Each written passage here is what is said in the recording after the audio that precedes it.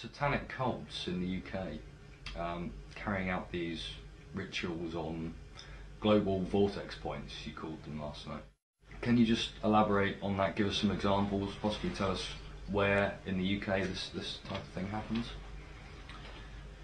Well, the next thing on from the connections between religion and secret societies and the gods that they worship is Satanism, because that's just another arm of this. You know, this might be controversial. I have been known to be, funny enough, from time to time, but this might be controversial to the believers in the religions and stuff. But you got the ancient gods, which were translated into God, which are worshipped by the religions unknowingly, most of them. Same with the secret societies. And the same gods, demonic entities as they're called in this case, that are worshipped by the Satanists, are the same gods that are worshipped by the secret societies and the religions unknowingly. In Satanism, it's knowingly. And these gods, these non-human entities, operate just outside the frequency range of human sight, what is known as visible light. It's so important for people to understand that when they look through their eyes, they're not seeing everything that exists in the space they're looking at, we call space anyway. They're looking at merely a tiny frequency range that our five senses can access. It's like a television station, it's like a holographic television station. And it's sharing the same space as all the other realities, what, you know, increasingly the cutting edge of mainstream science are calling parallel universes. And so, in the same space that I'm sitting now, are all the television and radio stations broadcasting to London. I can't see them, they can't see each other. There's a wireless internet in this room now, but we're not aware of it. But you get a computer and you tune it into that wireless internet, suddenly out of the ether, out of where, comes the internet on your computer screen. And this physical form, this body computer as I call it, tunes us in to a certain frequency range, which is what we perceive through the five senses. But in the same space, or other frequency range, this is other dimensions of reality, if you like, which are sharing the same space. Now, most of the time, we're not aware of them, just like television stations are not aware of each other. But of course, in a situation where you might tune into a radio station and it's very, very close to another station, you get interference where the two radio stations interact with each other. And that's what can happen with these realities, where there's another reality that's really, really close to us on the frequency scale. They can actually be a crossing over between the two. And in satanic ritual, one of the reasons they do it, one of them, is to create an energy environment through the way the ritual is conducted, which allows like a vibrational window or doorway to open, which allows these entities to enter the ritual. I've talked to endless people around the world who've seen this, actually experienced it. Suddenly this seriously horrible, often, looking entity appears in the so-called magic circle, which is a vibrational field. That's what it is.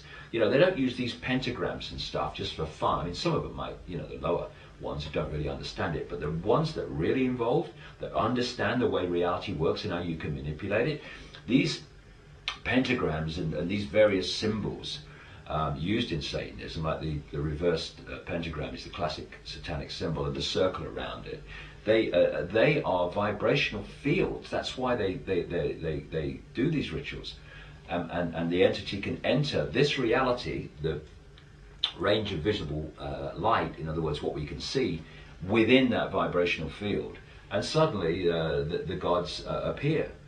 And these gods, as they're perceived, feed off human energy.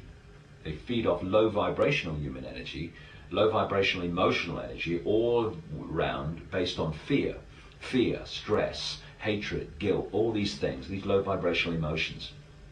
And another way they feed off human energy is by human sacrifice. What they do in the sacrifice is they'll have the victim and they go through this ritual, and they build up the ritual to gain maximum terror from the victim. So now there's a tremendous energy, not just of fear, but of absolute terror. And then at the point of sacrifice, that energy is released massively. And these gods that are operating just outside human sight feed off that energy, because that terror, that low vibrational energy, represents the energy field that they are vibrating to, and therefore they can absorb that energy. They can't absorb the higher dimensional energies. They have to have low vibrational energies. Look at society. It's structured to create massive fear, stress, all these things from the population, and it's feeding these, quote, gods. The other thing that happens in these rituals from the human level, physical level participants, is that there is a point where the victim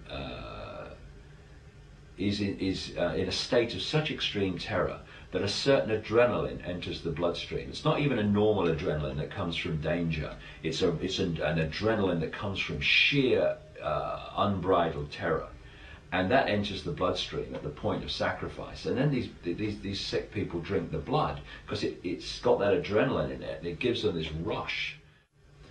What shocked me when I started to understand this and investigate this was the scale of it. The scale is astonishing. And there's people in America who've been involved in their careers in things like the FBI who've been investigating it in America. And one of them said, it is on such a scale, Satanism, that if you have a reasonably wide circle of friends, associates and acquaintances, you will know a Satanist who's involved in this stuff.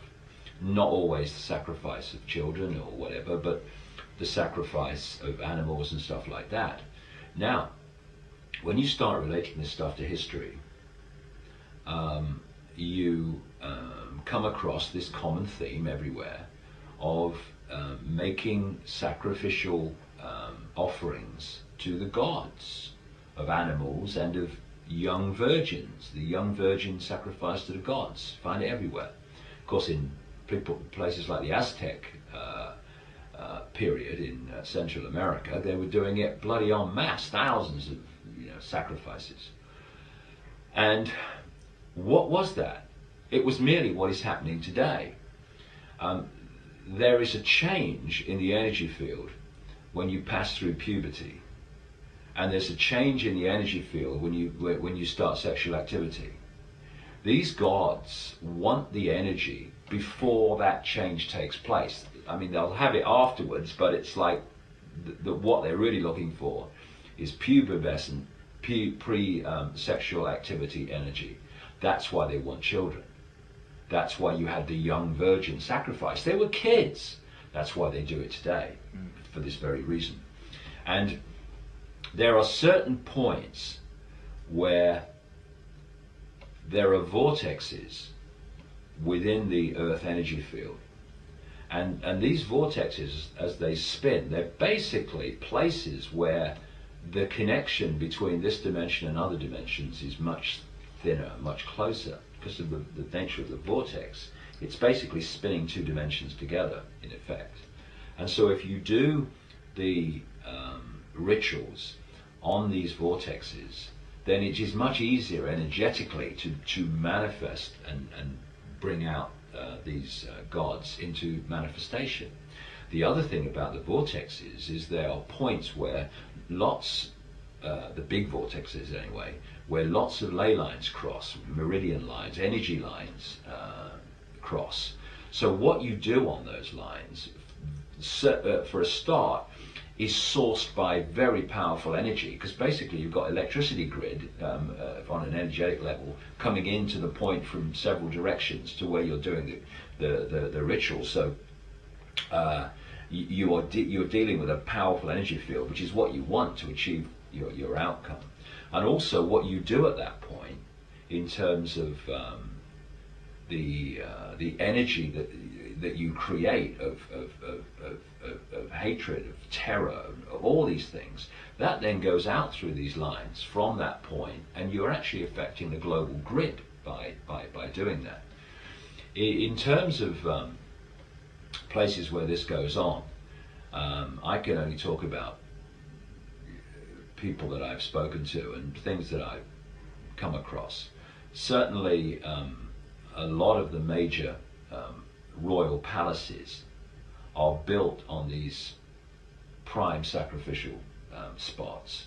One that keeps coming up again and again is Balmoral in Scotland, where the royal family go, of course, every summer. So it surprises me not that people tell me of the rituals that go on there. Another place where it seems to go on is Sandringham in Norfolk, and there's many of these places around.